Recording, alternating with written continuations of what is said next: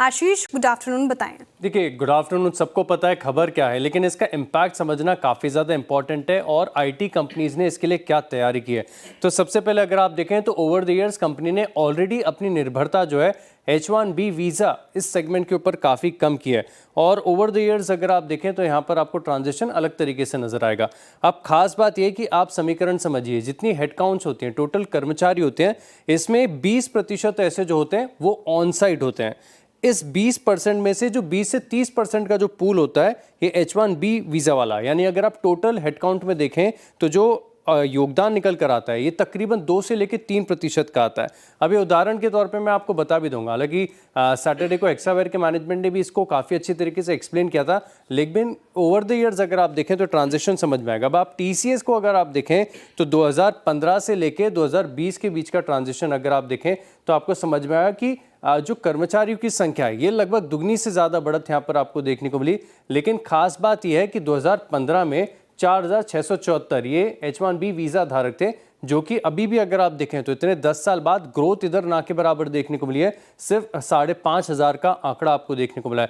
दरअसल अगर आप देखें तो जब अमेरिका में नारा शुरू हुआ था बाय अमेरिकन हायर अमेरिकन, इससे पहले से आईटी कंपनीज ने पूरी तरीके से इसकी तैयारी कर ली थी। ये तो TCS के बारे में मैंने बताया। अब आप इन्फोसिस को भी देखें तो इन्फोसिस की भी पिछले 10 साल में रेवेन्यू में ज़बरदस्त बढ़त देखने को मिली है। लेकिन अब आप एक खास बात देखें कि जो कर्मचारी 1,76,000 के आसपास थे, अब 2025 में 3,23,000 के आसपास आ गए। लेकिन H1B वीज़ा की जो काउंट है वो 2,830 से अब घटकर 2,004 यहाँ पर ये देखने को मिली है।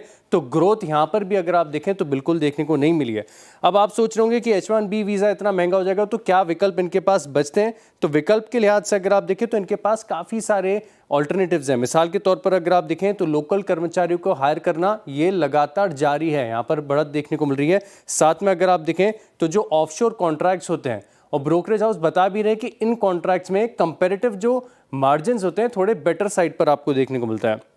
थोड़ी देर पहले हमने देखा कि मूडीज़ की तरफ से कुछ कमेंट्री निकल कर आ रही थी, ये बता रहे कि हो सकता है कि जो टॉप लाइन है आईटी कंपनीज की यहाँ पर आपको थोड़ा सा धीमापन देखने को मिले। लेकिन ब्रॉडर पर्सपेक्टिव से चाहे पूरे सेक्टर्स की बात करें, इकोनॉमी की बात करें, बिल्कुल इम्पैक्ट यहाँ पर देखने को नहीं मिलेगा। लेकिन ऐसा नहीं कि इम्पैक्ट है ही नहीं, FY26 में इम्पैक्ट नहीं है, FY27 में आपको जरूर इम्पैक्ट देखने को मिल सकता है और यही ज्यादातर ब्रोकरेज हाउस कह रहे हैं। अब आप बैंक ऑफ अमेरिका की रिपोर्ट देखें तो बता रहे हैं कि अगले 3 साल में EPS में पूरे ओवरऑल आईटी सेक्टर में तकरीबन 7 से लेकर 17% का इम्पैक्ट आपको देखने को मिल सकता है। टेक महिंद्रा, एल्टिया माइंट्री, ये कंपनी ज़्यादा एक्सपोज्ड हैं।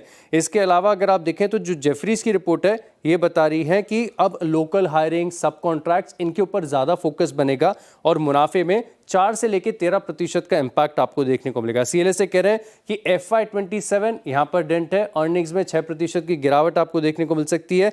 लेकिन अगर नियर टर्म में देखें तो बहुत ही सीमित इम्पैक्ट है। वहीं बात करें तो नोवामा की, तो ये भी कह रहे हैं कि ज़्यादा इम्पैक्ट यहाँ पर देखने को नहीं मिल सकता है। हालांकि आगे जाके 50 to 150 बेसिस पॉइंट ये मार्जिन का इम्पैक्ट, यानी अगर आप देखें तो सेंटिमेंटल इम्पैक्ट तो जरूर है, लेकिन नियर टर्म में कोई नी जर्क रिएक्शन नहीं है। FY27 से जरूर यहां पर देखें तो फाइनेंशियल्स पर इम्पैक्ट आएगा।